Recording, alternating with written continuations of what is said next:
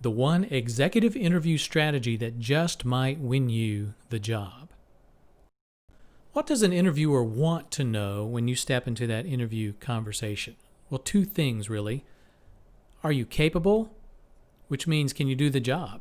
It speaks to your proficiency in the technical aspects of the job itself. And by the way, can you exceed the expectations and the ROI that were set by the previous incumbent in that role? So, number one, are you capable? Secondly, are you likable? Likability starts with the interviewer asking herself, do I like Joe or do I like Sarah?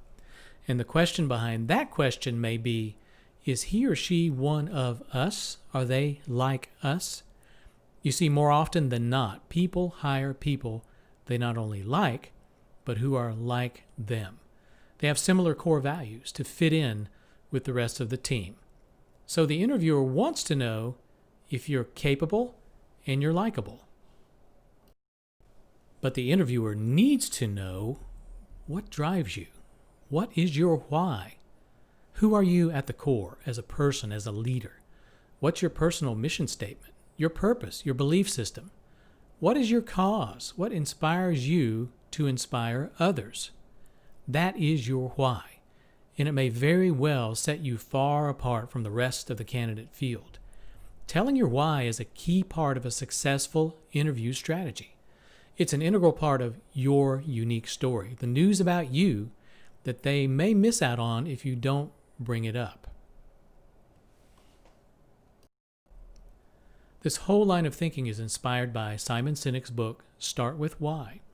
Sinek presents the idea that great leaders inspire others by putting the why, the purpose, before the how, the process, or the what, the product. And one of the many great quotes from the book is, people don't buy what you do, they buy why you do it.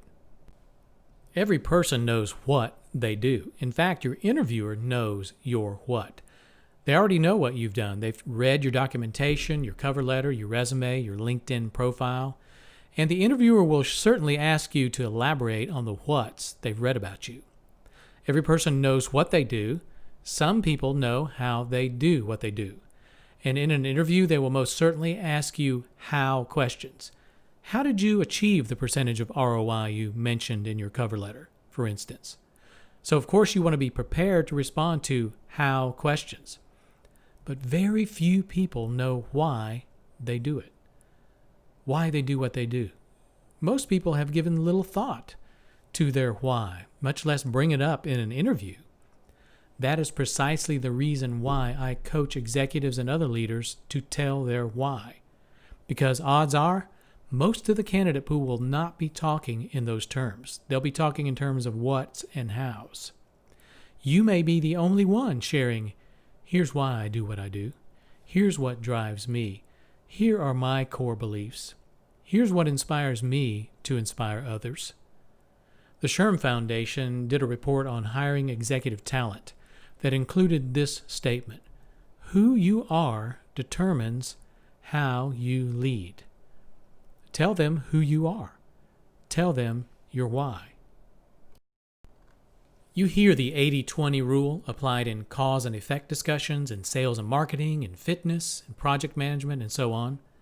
Well, in a discussion of the candidate marketplace, across the hundreds of searches that I was involved with when I was in the executive search industry, the candidate pool consistently followed a pattern of approximately 80-10-10, where 10% of candidates were ruled out altogether as undesirable, not meeting minimum requirements.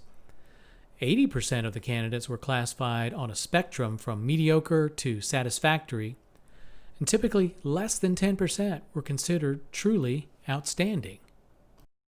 And the outstanding candidates were the only kind that we would proffer for a client to consider. And part of our process in evaluating which candidates to advance for the client's consideration was, what drives this person to be who she or he is? Those who possessed a very clear and strong understanding of their core belief system, who led from their why, were consistently in the top 10 percentile of the total candidate audience. And candidates who successfully set themselves apart in the minds of interviewers win jobs. Remember, people don't buy what you do. They buy why you do it.